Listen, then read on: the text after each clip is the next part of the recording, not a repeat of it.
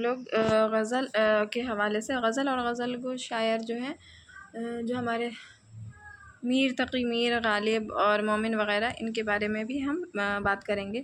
تو سب سے پہلے ہم غزل دیکھتے ہیں۔ غزل عربی زبان کا لفظ ہے جس کے معنی ہے عورتوں سے باتیں کرنا یا عورتوں کی باتیں کرنا۔ ابتداءً غزل کا موضوع حسن و عشق ہی ہوتا ہے۔ غزل کا موضوع حسن و عشق ہی ہے، مگر وقت گزرنے کے ساتھ اس کے موضوعات میں ہر طرح کے مضامین شامل ہو گئے۔ غزل کے تمام مصرعے ایک ہی وزن اور ایک ہی بحر میں ہوتے ہیں۔ غزل کا پہلا شعر جس کے مصرعے ہم قافیہ ہم ردیف ہوں مطلع کہلاتا ہے۔ غزل کا آخری شعر جس میں شاعر اپنا تخلص بیان کرتا ہے اسے مقطع کہتے ہیں۔ ایک سے زیادہ مطلع والی غزل کو حسن مطلع، زیب مطلع، مطلع ثانی کہتے ہیں۔ غزل کے سب سے اچھے شعر کو بیت الغزل، شاہ بیت یا حاصل غزل کہتے ہیں۔ غزل کے سب سے اچھے شعر کو بیت الغزل، شاہ بیت یا حاصل غزل کہتے ہیں۔ غزل کا ہر شعر اپنی جگہ ایک مکمل اکائی ہوتا ہے اور ہر شعر میں ایک پوری بات کہہ دی جاتی ہے۔ غزل کا ہر شعر اپنی جگہ ایک مکمل اکائی ہوتا ہے اور ہر شعر میں ایک پوری بات کہہ دی جاتی ہے۔ اردو میں غزل گوئی کی ابتدا فارسی شاعری سے ہوئی۔ اردو میں غزل کی ابتدا فارسی سے ہوئی ہے۔ بعض لوگ نے امیر خسرو کو اردو کا پہلا غزل گو شاعر قرار دیا ہے۔ امیر خسرو سے منسوب ایک غزل کا مشہور مصرع ہے: زحال مسکی مکن تغافل درائے نینا بنائے بتیاں، کتاب ہجراں نہ دارا میں جاں نہ کاہ لیہو لگائے چھتیاں۔ اردو کا پہلا صاحب دیوان شاعر قلی قطب شاہ کو قرار دیا گیا ہے۔ مسعود حسن رضوی نے صدر الدین محمد خان فائز کو شمالی ہند کا پہلا صاحب دیوان شاعر کہا ہے۔ اردو کا پہلا صاحب دیوان شاعر جو ہے وہ محمد قلی قطب شاہ ہیں، اور مسعود حسن رضوی نے جو ہے فائز کو شمالی ہند کا پہلا صاحب دیوان شاعر فائز کو کہا ہے۔ ولید اکنی اردو کا پہلا باقاعدہ غزل گو شاعر ہے۔ غزل کے بارے میں ادبا کے خیالات: یہ کس کا قول ہے کہ غزل جتنی بدنام ہے اتنی ہی مجھے عزیز ہے؟ تو یہ رشید احمد صدیقی کا قول ہے کہ غزل جتنی بدنام ہے اتنی ہی مجھے عزیز ہے۔ رشید احمد صدیقی کا یہ قول ہے کہ غزل جتنی بدنام ہے اتنی ہی مجھے عزیز ہے۔ غزل اردو شاعری کی آبرو ہے، یہ قول بھی رشید احمد صدیقی کا ہے۔ غزل شاعری نہیں تہذیب بھی ہے، یہ بھی رشید احمد صدیقی کا قول ہے کہ غزل شاعری نہیں تہذیب بھی ہے۔ ہماری تہذیب غزل میں اور غزل ہماری تہذیب میں ڈھلی ہے، یہ قول رشید احمد صدیقی کا ہے۔ ہماری تہذیب غزل میں اور غزل ہماری تہذیب میں ڈھلی ہے۔ شاعری کا نام آتے ہی میرا ذہن غزل کی طرف مائل ہو جاتا ہے، یہ قول بھی رشید احمد صدیقی کا ہے کہ شاعری کا نام آتے ہی میرا ذہن غزل کی طرف مائل ہو جاتا ہے۔ غزل شاعری نہیں عطر شاعری ہے، یہ قول فراق گورکھپوری کا ہے کہ غزل شاعری نہیں عطر شاعری ہے۔ غزل ریزہ کاری میں مینا کاری ہے، رشید احمد صدیقی کا قول ہے۔ غزل مختلف پھولوں کی مالا ہے، یہ بھی فراق گورکھپوری کا قول ہے۔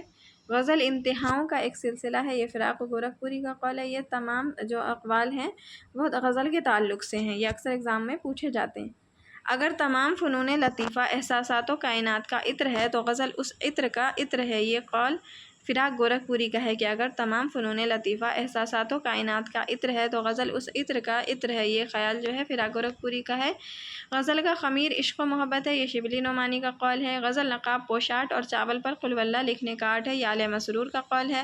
غزل بڑی کافر صنف سخن ہے، یہ آل احمد سرور کا قول ہے کہ غزل بڑی کافر صنف سخن ہے، اور غزل نقاب پوش آرٹ ہے اور چاول پر قل واللہ لکھنے کا آرٹ ہے۔ غزل نیم وحشی صنف سخن ہے، یہ قول جو ہے کلیم الدین احمد کا ہے۔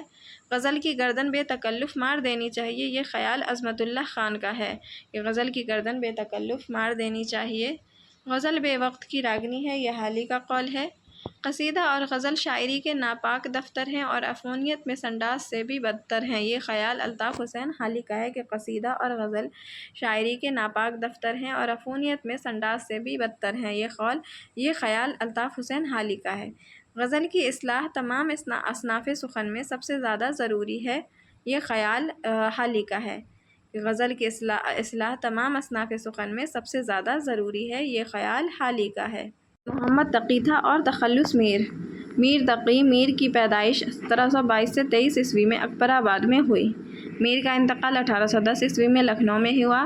میر کے والد کا نام علی متقی تھا۔ میر کے استاد سوتیلے بھائی کے ماموں خان آرزو تھے۔ میر کے استاد ان کے سوتیلے بھائی کے ماموں خان آرزو تھے۔ میر تقی میر نے کس کے کہنے پر شاعری شروع کی تھی؟ تو سعادت امروی کے کہنے پر انہوں نے شاعری شروع کی تھی۔ میر کے گھر پر مہینے کی ہر 15 تاریخ کو مشاعرہ ہوتا تھا۔ میر اپنے والد کے انتقال کے بعد 1734 عیسوی میں دہلی گئے تھے۔ میر کو فورٹ ولیم کالج بلایا گیا تھا مگر عمر اور صحت کی وجہ سے انہوں نے انکار کر دیا تھا۔ میر کس کی دعوت پر لکھنؤ گئے تھے؟ تو آصف الدولہ کی دعوت پر 1781 عیسوی میں لکھنؤ گئے تھے۔ میر کو چور کس نے کہا تھا؟ تو بقا نے، بقاءاللہ بقا نے اپنی مثنوی مینار میر میں میر کو چور کہا تھا۔ بقا حاتم کے شاگرد تھے اور میر کی بقا سے ادبی چشمک تھی۔ میر نے اور بقا نے ایک دوسرے کی ہجویں کہی ہیں۔ میر کی جو ہجویہ مثنوی ہے ازدر نامہ وہ اسی زمانے کی تخلیق ہے۔ میر تقی میر اور بقاءاللہ بقا میں ادبی چشمک تھی اور میر اور بقا نے ایک دوسرے کی ہجویں کہی ہیں۔ جو ہے بقاءاللہ بقا نے میر کو چور کہا ہے اپنی مثنوی مینار میر میں، تو میر کی جو ہجویہ مثنوی ہے ازدر نامہ وہ بھی اسی زمانے کی تخلیق ہے۔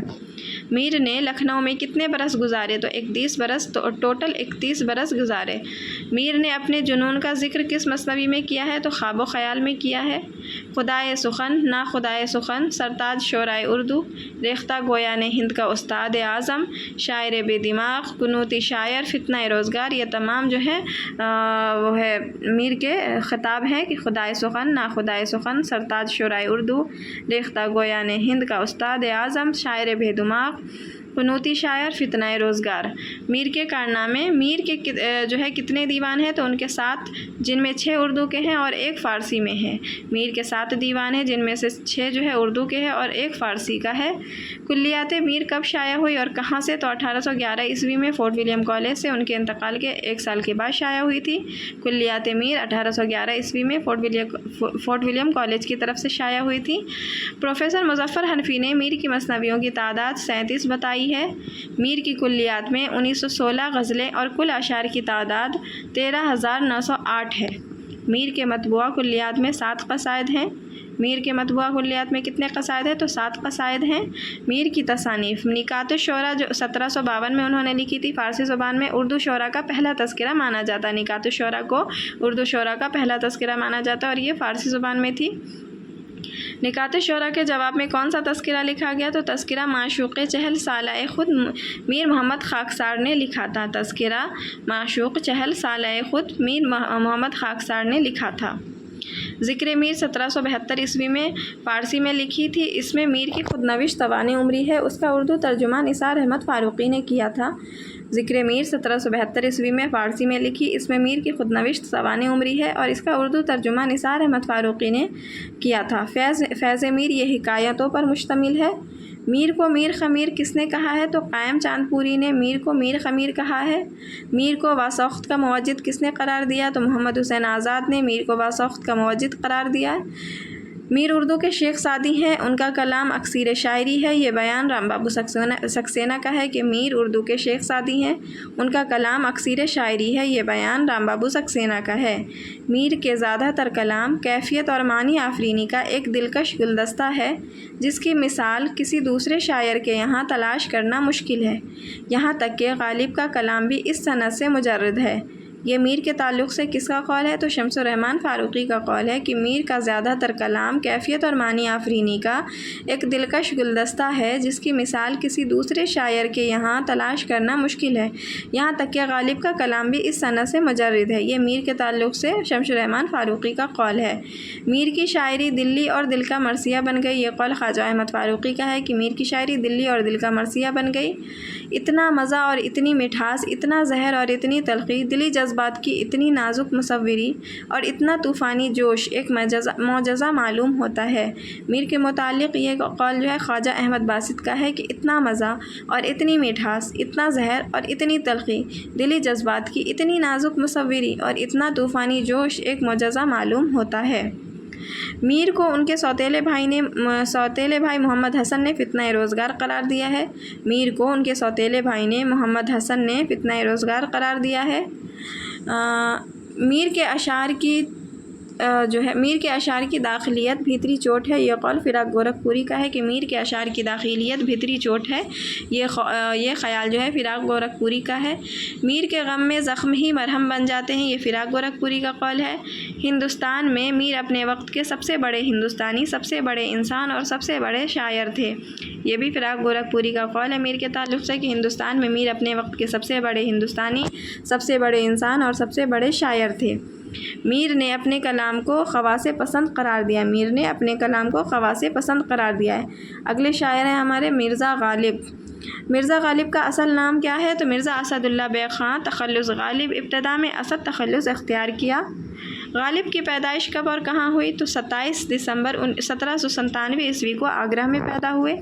غالب کی وفات کب اور کہاں ہوئی؟ تو ان کی وفات جو ہے فروری 1869 عیسوی میں دہلی میں ہوئی۔ غالب کی عرفیت کیا ہے؟ تو ان کی عرفیت ہے مرزا نوشہ۔ غالب کی شادی کس سے ہوئی؟ تو الہی بخش خاں معروف کی بیٹی امراؤ بیگم سے ہوئی۔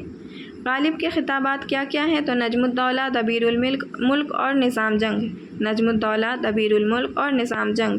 دیوان غالب کی پہلی غزل کون سی ہے؟ تو دیوان غالب کی پہلی غزل نقش فریادی ہے، کس کی شوخی ہے تحریر کا، کاغذی ہے پے رہن ہر پے کرے تصویر کا۔ مرزا غالب کے لیے شاعری موسیقی اور موسیقی شاعری ہے، یہ قول عبد الرحمن بجنوری کا ہے۔ مرزا غالب کے لیے شاعری موسیقی اور موسیقی شاعری ہے، یہ قول عبد الرحمن بجنوری کا ہے۔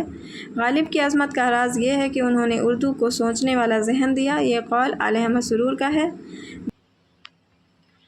دیوان غالب غالب کی زندگی میں 5 بار شائع ہوئی تھی، پہلی بار 1841 میں، پھر 1847 میں، پھر 1861 میں، پھر 1862 میں، پھر 1863 عیسوی میں۔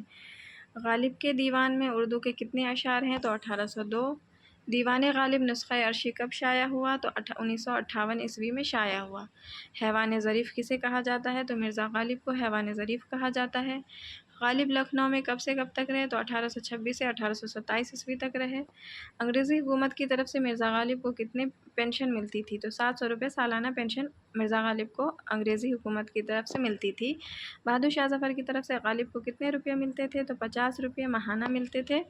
غالب کے خطوط کے مجموعے کون کون سے ہیں؟ تو عود ہندی پہلا خطوط کا مجموعہ ہے جو 1868 عیسوی میں شائع ہوا اور اس میں 162 خطوط ہیں، اور اردو معلیٰ دوسرا خطوط کا مجموعہ ہے جو 1869 عیسوی میں شائع ہوا، اس میں 472 خطوط ہیں۔ اس کے علاوہ نادرات غالب اور مکاتیب غالب جو ہے ان کے خطوط کا مجموعہ ہے۔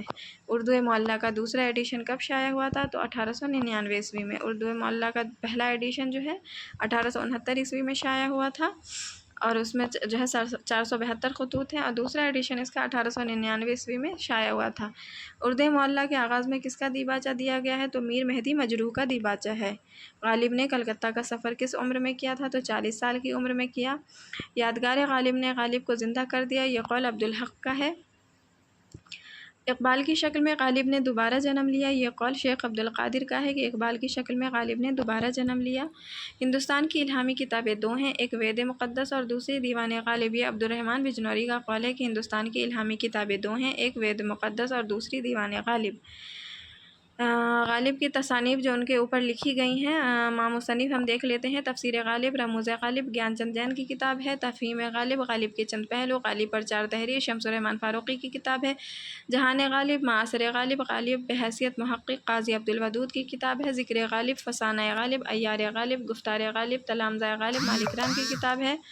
ذکر غالب، فسانہ غالب، عیار غالب، گفتار غالب، تلامذہ غالب مالک رام کی کتاب ہے۔ غالب ماضی، حال اور مستقبل محمد حسن کی کتاب ہے۔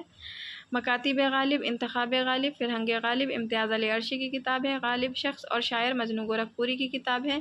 افکار غالب خلیفہ عبدالحکیم کی کتاب ہے۔ انشاء غالب رشید حسن خان کی کتاب ہے۔ غالب نامہ شیخ اکرام کی ہے، اور کچھ غالب کے بارے میں قاضی عبدالودود کی کتاب ہے۔ روح غالب محی الدین قادری زور کی ہے۔ محاسن کلام غالب عبد الرحمن بجنوری کی کتاب ہے۔ غالب کا ذوق تماشا وزیر آغا کی کتاب ہے۔ غالب کی جمالیات مرزا غالب اور مغل جمالیات مرزا غالب۔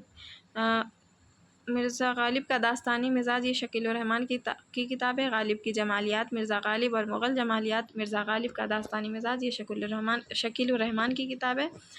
غالب معنی آفرینی گوپی چند نارنگ کی کتاب ہے۔ یادگار غالب کی کتاب ہے۔